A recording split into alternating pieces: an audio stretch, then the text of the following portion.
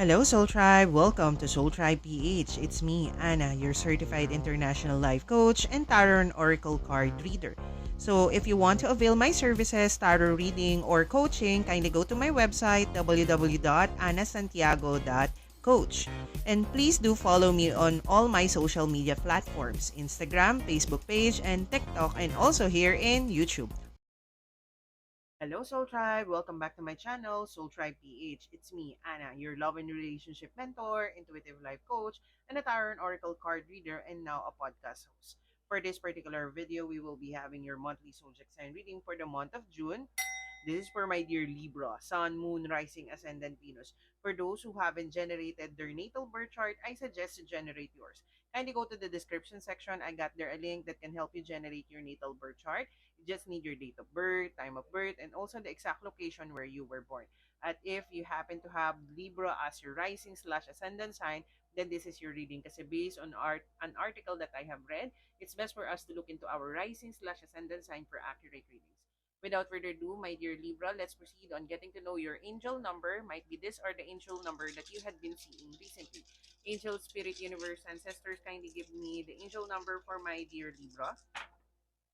Okay, we have 5, 2, 9, and 10. Wow. So, kindly go to Google search engine, search angel number 5291. I'm going to make it as 91. Might be there is a certain message for you that you need to know, my dear Libra. So, you might be seeing a lot of 55, 55, 555, 22, 222, 99, 999, then 1010, 11, 111, 11, 11 as a certain confirmation of this particular reading. So let's now proceed on getting to know what is the overall theme of your life for this particular month. What is the overall energies that you will be facing, my dear Libra, for this month? Other than this a three-card spread, which is in your teaser. Angel, Spirit, Universe, Ancestors, what will be the focus for my dear Libra for the month of June? Angel, Spirit, Universe, Ancestors, what will be the focus? Okay, so we had here Saturn. So with the Saturn, the part of you that accepts challenge to gain wisdom. So with the Saturn, this is the planet of rules and regulations, as I can remember. So this is pertaining to everything that you needed to learn or mga bagay that you needed to accomplish in this certain months. Remember, everything happens for a reason. Nothing is a coincidence. It's either a blessing or a lesson for you to learn.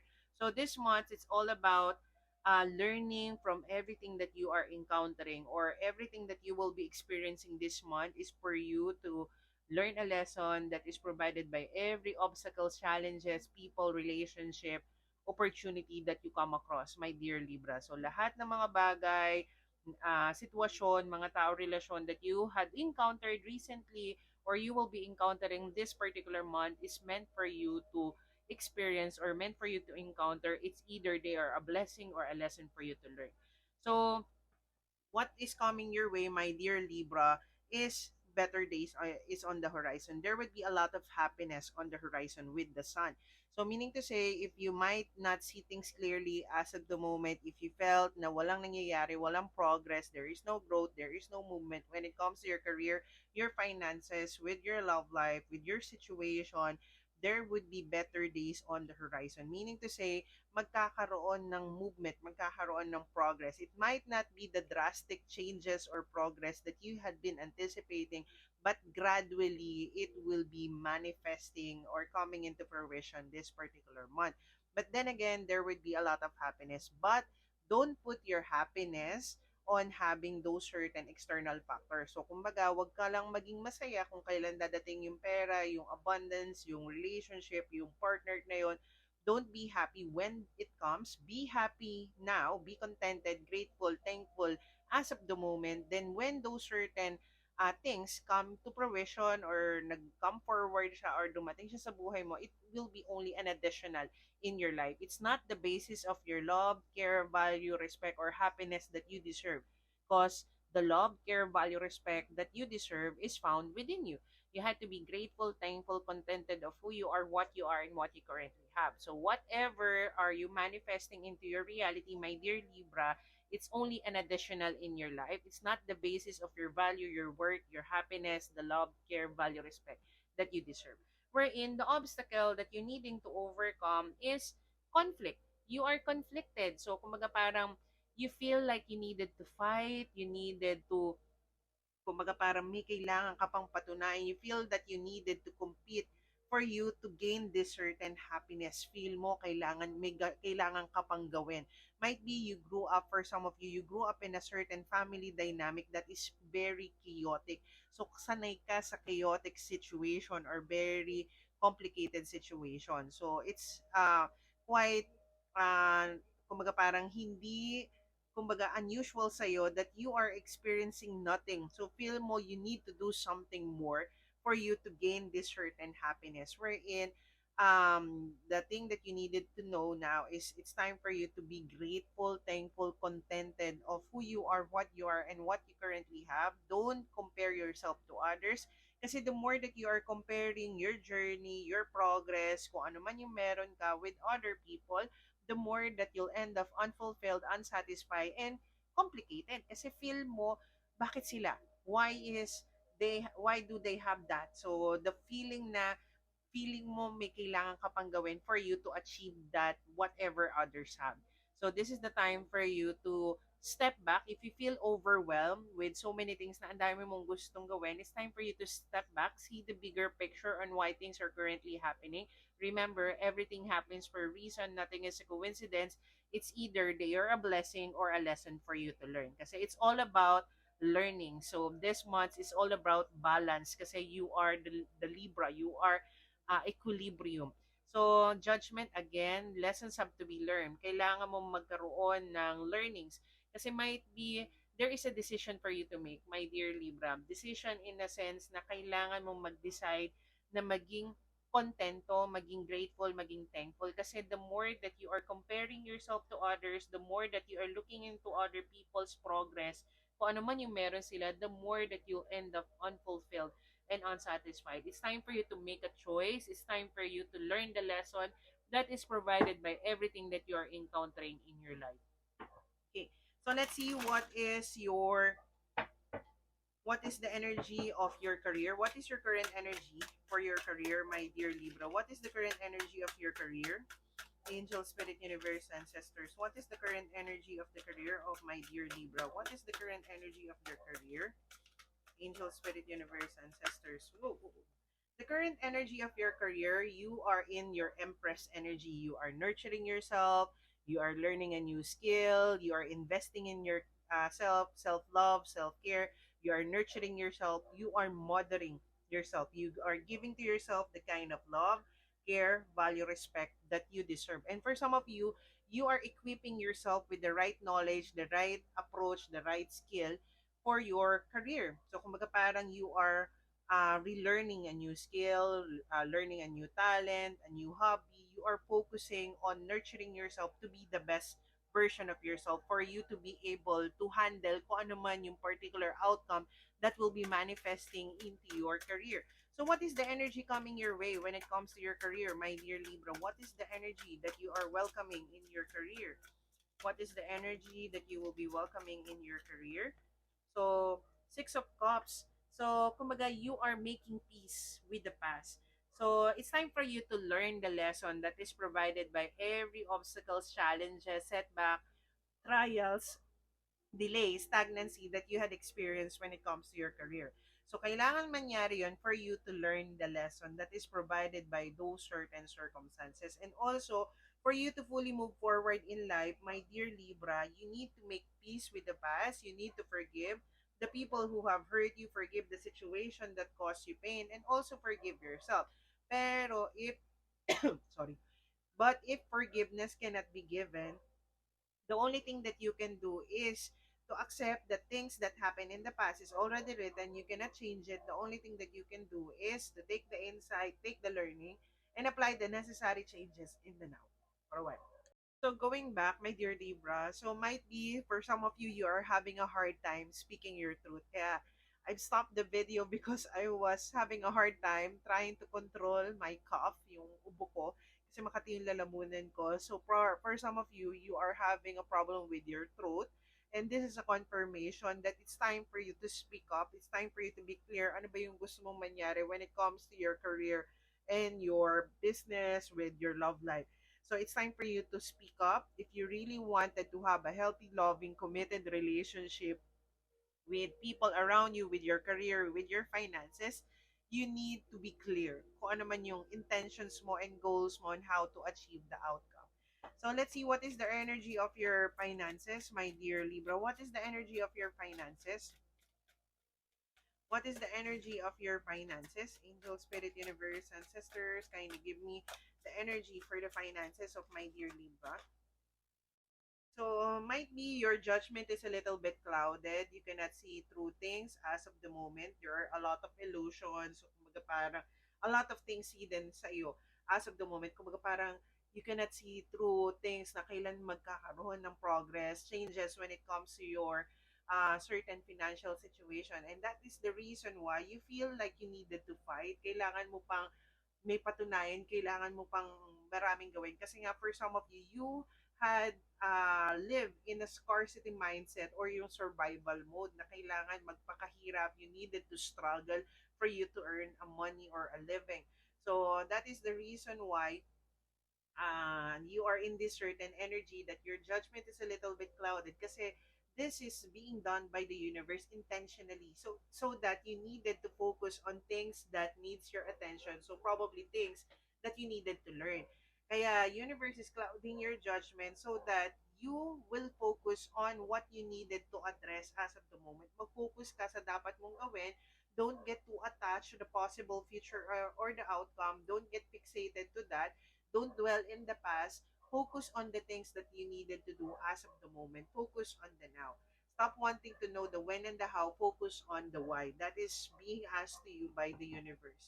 So, what will be coming your way, my dear Libra, for your financial situation? Ano yung paparating sa'yo?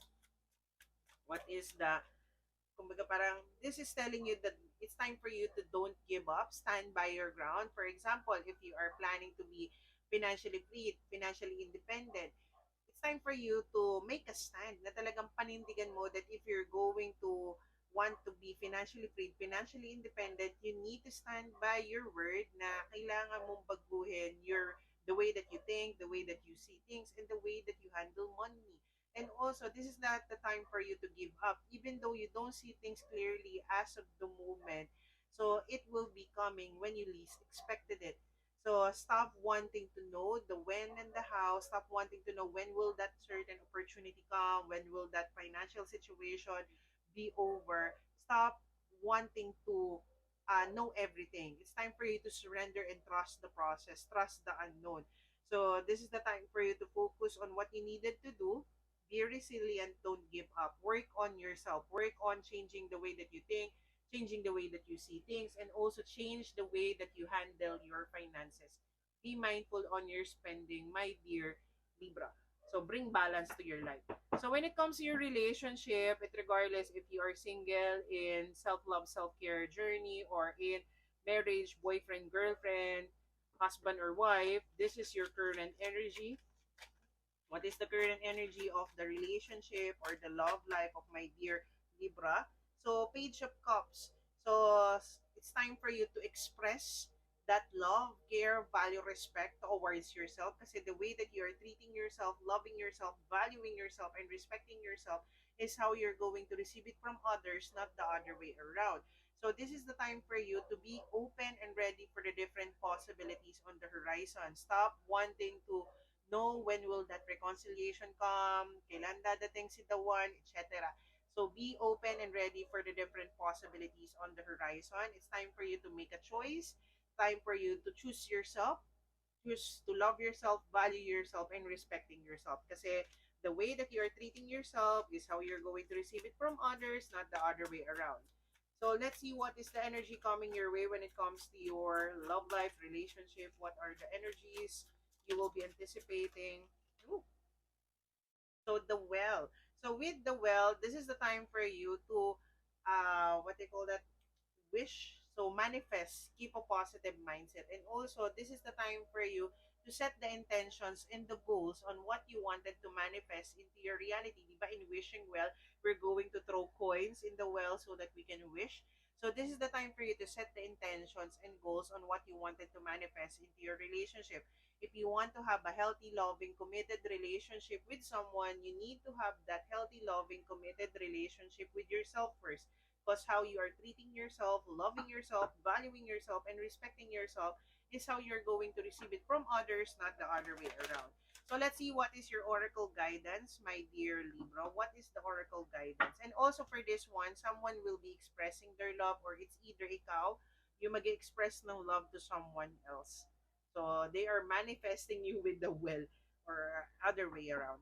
Okay? So the oracle guidance for you, my dear Libra, for this month, the oracle guidance is orphan. So you feel like you are all alone, so you don't belong. You feel like you are being neglected by the universe for what is currently happening into your reality. Remember, everything happens for a reason. Nothing is a coincidence. It's either a blessing and a lesson for you to learn. And for some of you, not everyone, hindi lahat ng mga tao sa buhay mo kasama mo in this certain journey.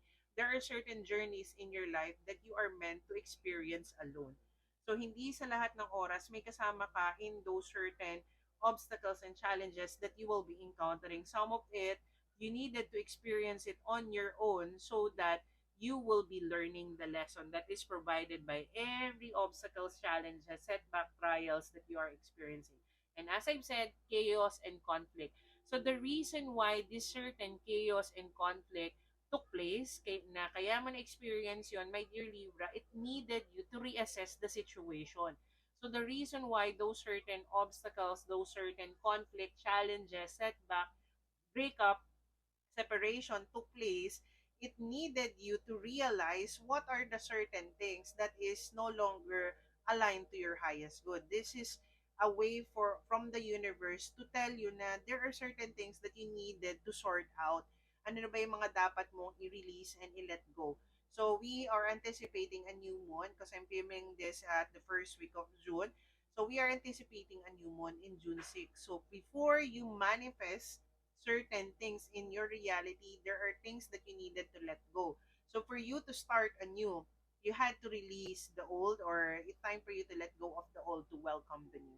So let's get you your angel messages, my dear Libra. Angel messages for my dear Libra. So angel number 18, and I'm kind-hearted. So you are both open-minded and open-hearted, and your ambition is to leave this world better than you found it. Ensure that your goals are aligned with the collective need and with the highest good of all. So this is telling you that it's time for you to be open-minded and open heart to whatever possibilities on the horizon, and this is the time for you to ensure that every goals na sineset mo, every endeavors, every actions and decisions that you're doing is aligned to your highest good and what you are needing the most. Okay, so that is a reminder for you coming from the universe. So let's see, what is your affirmation, my dear Libra? What is the affirmation for my dear Libra? I see that. So I am relaxing my body and listening for the wisdom from within.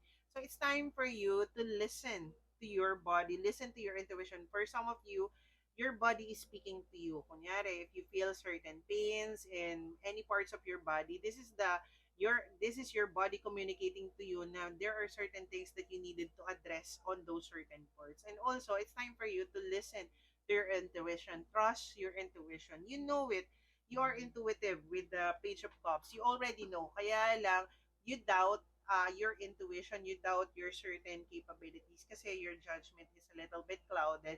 And for some of you, meron kayong nakafixated na outcome na gusto nyo mangyari into your reality. Again, it's time for you to surrender, trust the process on how things are unfolding. So it might not be the same way that you had anticipated it, but it will be happening in your reality when you least expected it. It's just needing you to let go and surrender.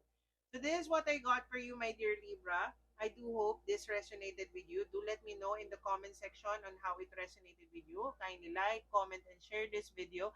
And don't forget to click the subscribe button and the bell button for you to get notified of my latest updates here in my channel.